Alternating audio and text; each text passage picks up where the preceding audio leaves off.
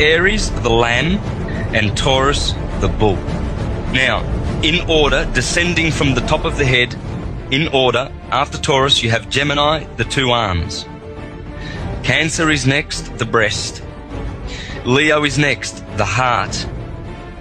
Then below that is Virgo, the belly.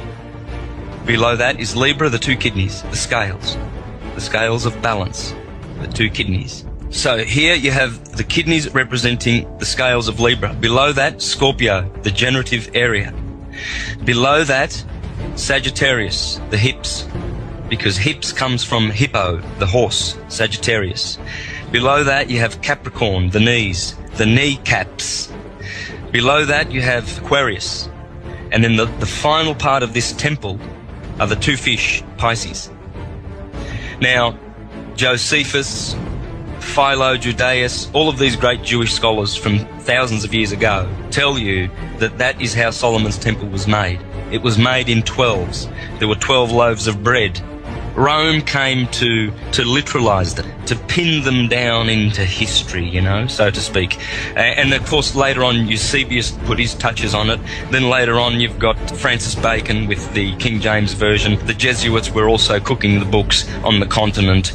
And of course now you've got some very, very wealthy elite families that are also cooking the history books. So it's happening all the time. And it did begin with the Flavians. It absolutely did.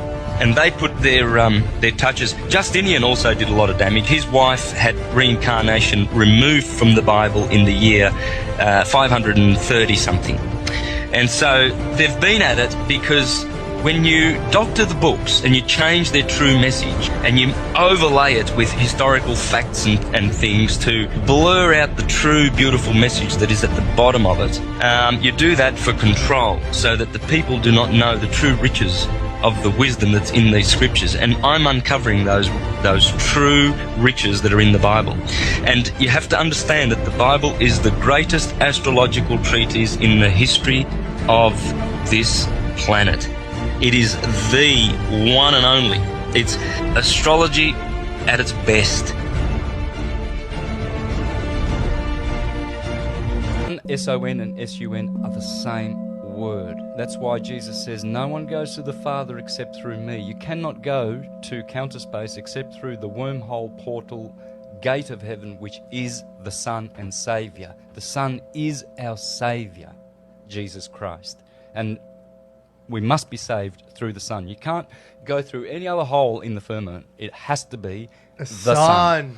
Now, who created the Sun, in your opinion? There you go, good one. So, in points, dude. Yep, all the ancient Greeks. Questions. Yeah, for sure. The Sun is created. There's three suns, by the way. Like there's three of you: spirit, soul, and body. Okay, there has to be. It can't work any other way. Otherwise, you wouldn't be animated. The spirit and the soul are different? Absolutely, they're different. What's the difference? They are one, but they are different. And as magnetism and electricity are one, but different, you have to understand this. It's like fire has always got light and heat to it. But heat is different to fire. I can get heat without a fire. But fire is never separate from heat. So fire is one, heat is another, but they are one. And light, which comes from fire, is also different, but they're all one. It's a trinity. Fire is a trinity. Water the same. You get ice, you get water flowing, and you get gas. Well, there you go. Water is three states, so it's a trinity. Everything's a trinity, right? So who created the sun? Well, the Mithraics and the Zoroastrians, they taught that there are three suns. The one you see is the physical, and it makes the physical world. It's mental. Physical. Then the one behind the sun, they say the sun behind the sun, is the soul of the sun. Soul, S-O-U-L, is the same as soul, solar. Sol Invictus, it was called. The invincible sun, Sol Invictus. It's the soul of the universe. The spirit of the universe is the highest Godhead, the monad, the highest part of the Godhead. Okay? So, like a computer, the spirit is the file, because it is spiritual. You can't touch it. You can't touch those zeros and ones. They're in counter space. They're in crystals.